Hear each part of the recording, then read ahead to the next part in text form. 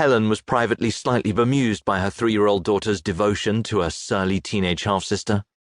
Alice had the sort of grudge against humanity that made Pol Pot seem positively benevolent.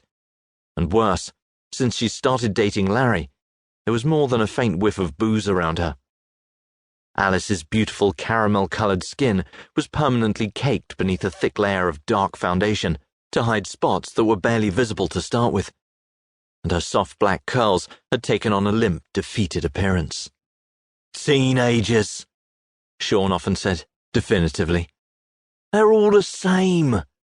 But were they really? Helen wondered. She lifted Frankie out of the bath, with the towel twisted in front of her body to form a tight handle so she could lift her without touching her, a favourite game. She giggled again as Helen set her down on the bath mat and hugged her wet body close. Her almost black hair was plastered in spikes to her head, and her brown eyes laughed as she hugged Helen back. Like Alice, Frankie had caramel skin, a shade lighter than Helen's. Sean was the only Caucasian in the family, something that confused people when they learned that the 2 girls were half-sisters. As if it did not compute that a white man could choose not 1, but 2 black women as mothers to his children. For a second, Helen thought of those 2 other sets of parents, both within 3 miles of their own house, who no longer heard their babies giggle, could no longer feel their dense, fragrant warmth in their arms. It was unspeakable.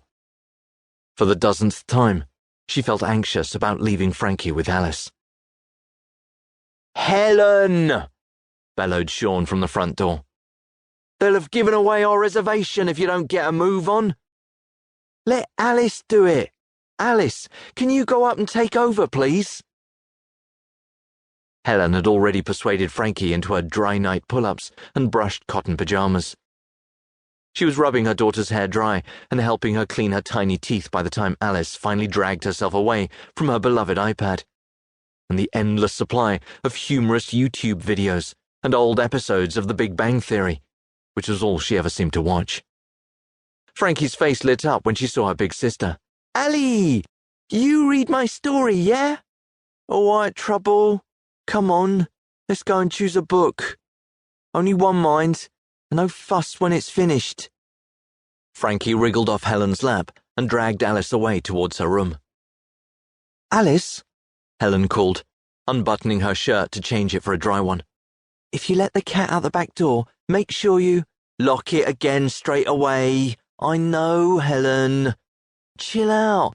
I'm not stupid.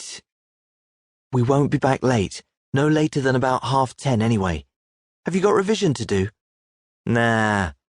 Only drama left. And I don't need to revise for that. It's a practical.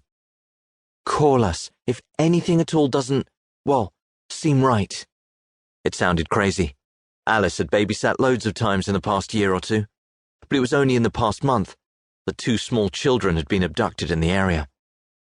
Alice rolled her eyes to indicate that she held the same opinion, that it did sound crazy. One more thing.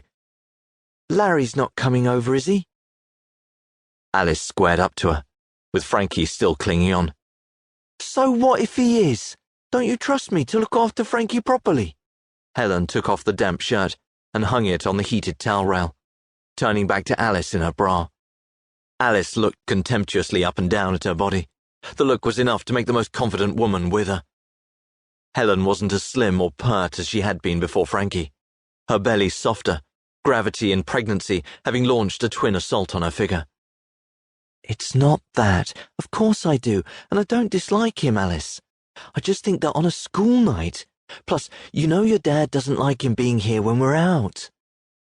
She braced herself for the fight, but to her surprise, Alice conceded. "He's not coming round, so don't get your knickers in a twist." "Good." "Story, Allie," Frankie reminded her, kicking her thin legs against Alice's hips. "Stop it, Squirt," she grumbled and carried her away. "Hurry up!"